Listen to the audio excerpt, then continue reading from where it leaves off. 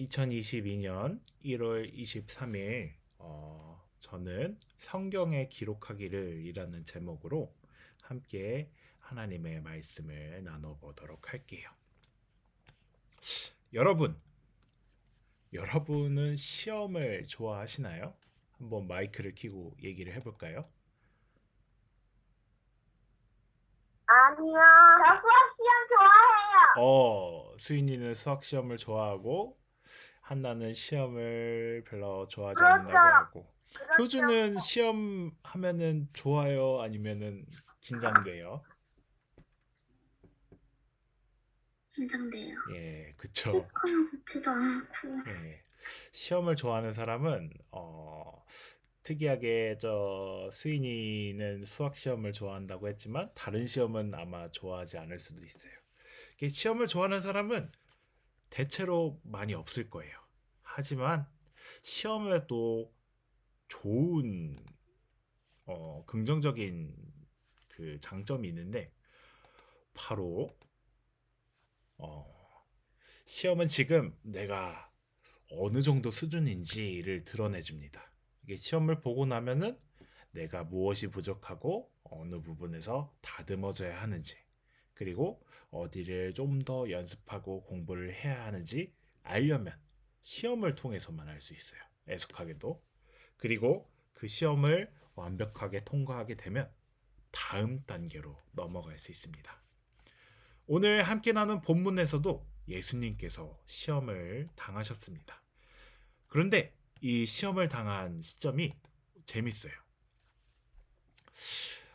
바로 요단강에서 저번 주에 함께 나눈 것처럼 세례를 받으신 이유, 하늘로부터는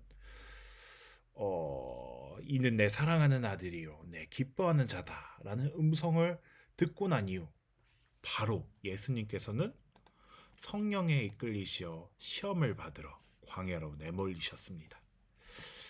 광야에 가신 예수님은 40일 동안 시험을 받으셨다고 해요.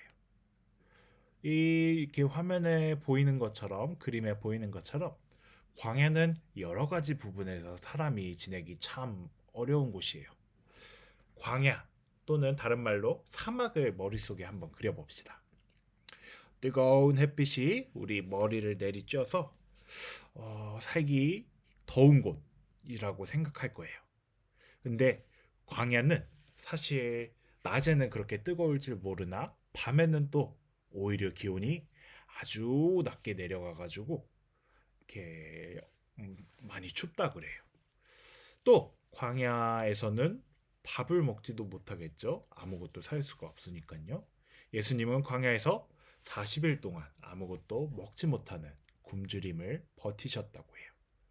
밥을 잘 챙겨 먹어도 추위와 더위가 계속 반복되는 광야에서 생활하기 어려운데 예수님은 아무것도 먹지도 못하시고 그 40일을 견디셨다고 하니 이렇게 그림에 보이는 모습처럼 예수님은 힘이 없고 고단하셨을 겁니다. 그렇게 끝난 줄 알았던 예수님의 시험이 아직 끝나지 않았어요. 바로 마지막 단계가 남아있던 겁니다. 여기 보이는 그림은 예수님이 시험을 당하셨던 때를 그린 그림입니다. 이 그림을 그릴 때 화가는 이곳에서 사탄이 예수님께 유혹하는 세 가지를 다 그려놓았다고 해요. 한번 이 그림을 머릿속에 기억하고 예수님이 어떻게 사탄의 유혹에 이겨냈는지 함께 알아보겠습니다. 먼저 사탄은 예수님에게 내가 만일 하나님의 아들이거든 이 돌들로 떡이 되게 하라 라고 말하면서 시험하셨습니다. 이게 예수님은 성경에 기록하기를 사람은 빵으로만 먹고 사는 것이 아니다 라고 답하십니다. 이어서 두 번째로 사탄은 나에게 절하면 다 네 것이 될 것이라고 말하면서 시험을 했습니다. 세상 모든 것이 모든 나라가 다 너에게 주겠다. 나한테 절만 하면 이렇게 말하면서 시험을 했는데 그러자 예수님은 어떻게 이겨냈었을까요? 성경에 기록하기를 주 너희 하나님께 경배하고 다만 그를 섬기라고 답하시면서 구약 하나님의 말씀으로 사탄의 두 번째 시험도 통과하십니다. 그런데 마지막 세 번째 시험은 그 이전 두 번째 시험과 조금 다르긴 했어요. 심화 문제라고 할까요? 한번 같이 볼까요? 이곳은 예루살렘에 있는 성전산의 모습입니다. 이제 뒤에 있는 황금돔은 예수님이 활동하셨을 당시에는 없었어요. 앞에 있는 이 높은 성전의 건물 위에 사탄은 예수님을 성전 꼭대기로 데리고 갔습니다. 그리고 이렇게 꼭대기로 데리고 가서 내가 만일 하나님의 아들이여든 성전 꼭대기에서 뛰어내려 보라 라고 말하면서 덧붙여서 사탄 역시 구약의 시편 말씀을 인용하는 겁니다. 시편 91편에 보면 하나님이 너를 위하여 사자들을 명하사 너를 지키시게 하리라. 그들이 손으로 너를 받쳐서 네 발이 돌에 부딪히지 않게 하시리라 라고 기록되어 있는데, 그동안 예수님이 하나님의 말씀을 인용해서 사탄의 시험에 답하신 것 같이 역으로 반대로 사탄 또한 구약의 말씀을 인용해서 마지막으로 예수님을 시험하는 것입니다. 예수님은 이렇게 어려운 시험에도 흔들리지 않으시고 신명기 6장 16절을 인용해서 주 너의 하나님을 시험하지 말라라고 말씀하셨습니다. 그리고 누가복음은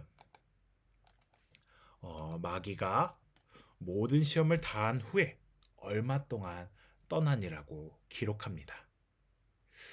이 얼마 동안이라는 말 속에는 예수님이 활동하시는 그 속에 사탄의 유혹과 시험이 계속 지속되어 온다고 볼 수 있는 거예요.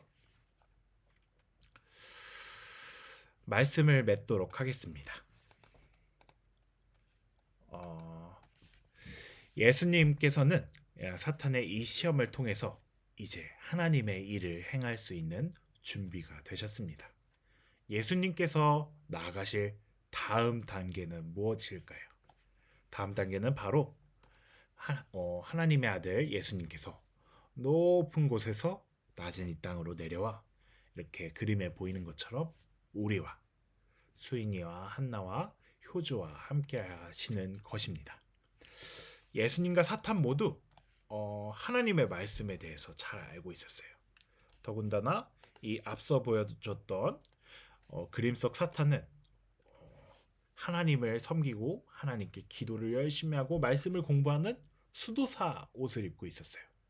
요즘으로 따지면 목사님들이나 저 같은 전도사님의 모습을 하고 사탄이 목사님들이나 전도사님의 모습을 하고 있던 것이에요.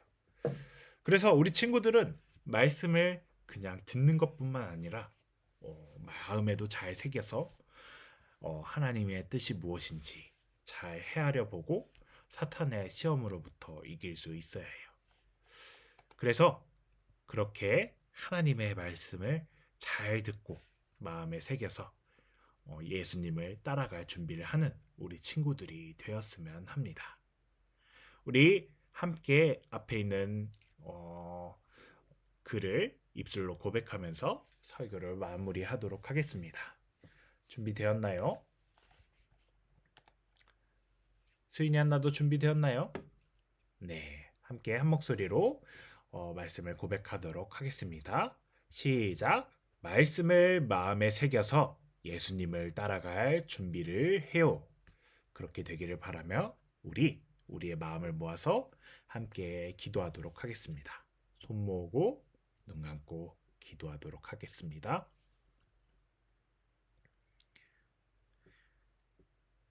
하나님, 오늘은 예수님께서 광야로 내몰리셔서 사탄의 시험을 받은 이야기를 우리 친구들과 함께 나눴습니다.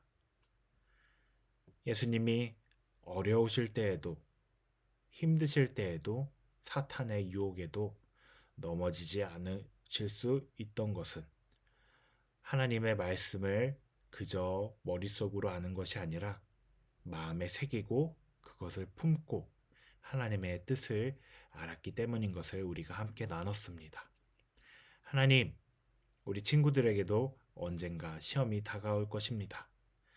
그 시험 가운데서도 우리 친구들이 흔들리지 않고 오직 하나님의 말씀을 붙잡고 나아가 예수님을 따라 한 걸음 한 걸음 살아갈 수 있는 그리스도인 하나님의 사람으로 세워주세요. 돌아오는 한 주 동안 우리 친구들의 건강과 마음을 지켜주시고 우리와 함께 하시는 예수님의 이름으로 기도드립니다. 아멘.